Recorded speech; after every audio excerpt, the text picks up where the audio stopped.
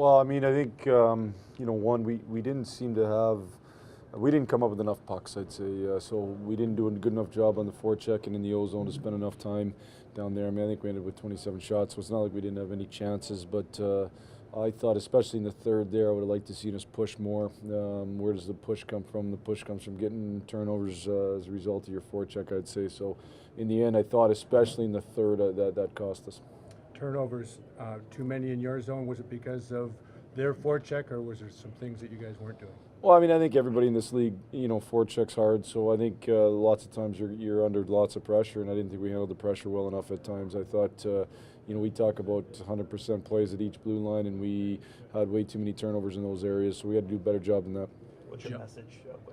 I said jump-wise, do you think you guys had enough for your legs tonight? No, I don't know. We didn't have enough guys with great jump. We had some guys that I didn't, maybe a couple that just weren't there at all, but we just enough guys that just didn't seem to have enough jump. I'm not sure why. I don't have that answer. But we had too many guys, I'd say, without enough jump. What's the message to this team as you guys go into that 6-day break and 22 games afterwards, knowing your standings and whatnot? Well, I mean, it's the same message we've had all year. Like we got to come on that Monday. We got to get better in practice, and we got to go win a hockey game in Vancouver. There's no other message. I mean, you can't. Every game's been critical from game one. That's the way we've looked at it because we know what the league is. We know how tight the league is. So the message in that instance won't change. Do we know there's urgency? Of course we do. But we've known there's urgency for a while. That hasn't changed. So we got to continue to grind here.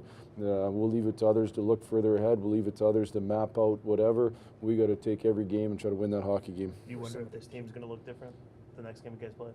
Oh, I don't. I'm not. I have no comment on that. I mean, we'll have 20 guys good enough to win a hockey game on Tuesday against Vancouver. That's all I'm worried about. Coach, any thoughts about first game coming out of the break? Everyone's having a little difficulty. I guess there's not anything you can do, though, right? Well, we'll try to research it a little bit and see. I haven't really thought about it until now. I mean, I got a few days here to try to see. I mean, I don't think there's any magic plan, but we're going to have to come up with the right approach. We're going to have the right type of practice. I mean, what's our pregame skate going to look like on that Tuesday? You can't make up for 5 days in a pregame skate and a practice, so we got to be careful there. The number one thing is we're going to have lots of energy in Vancouver there. So, in the end, it still comes down. I bet you lots of those games are close. Certainly the one we won against Washington, them coming out of the break was an overtime game, or a shootout game. So we got to find a way to make sure we're ready to win a hockey game.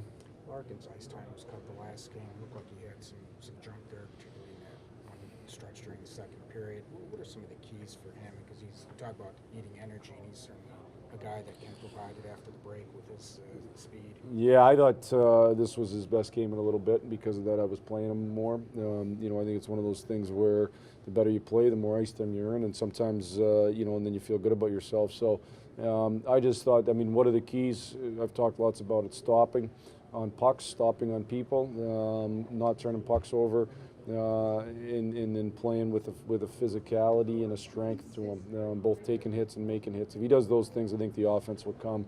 I think lots of times young players just worry about the offense. Those other things are the process to get to the offense. He's got great ability. If he does those things, he's going to end up in the O-zone lots, and he's going to end up on the ice lots because he's earned the coach's trust. I asked you this morning about Jimmy. Anything new on Howard? Jimmy will not be. Jimmy right now will go on break, and he hasn't made as much progress as we wanted him to.